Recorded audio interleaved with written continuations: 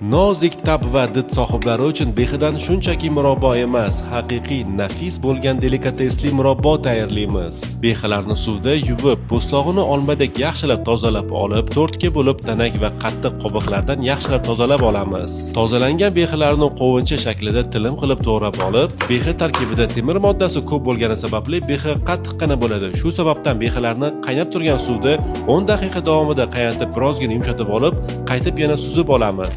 Agarda sizning ham qozoningizni shu holatga tushirib berishsa, qozonni aslo simchotka bilan ishqalab yuva ko'rmang, aks holda qozon qirilib mutlaqo yaroqsiz bo'lib qoladi. Bavi texnologlarining tavsiyasiga ko'ra 1,5 qoshiq tozalagichga gradusi 90 dan oshmagan 1 litr issiq suvni quyib 15 daqiqaga ivitib qo'ysak, qozonni simchotka bilan qirmasdan yengidek top-toza qilib yuvib berar ekan. Behi qaynagan suvni sitidan o'tkazib, shakar va limon sharbati qo'shib, o'rta olovda aralashtirib turib 10 daqiqa davomida qaynatib qiyom tayyorlab olamiz. Behilarni qiyomda past olovda 20 daqiqa davomida qaynatib olib, olovni o'chirib, murabboni 6-7 soat davomida butkul sovitib olganimizdan so'ng, yuvib tozalangan yong'oqlarni qo'shib, yana past olovda 20 daqiqa davomida qaynatib olsak, shaftoli rangli yong'oqlar bilan yanada lazzatli delikates murabbo tayyor bo'ladi.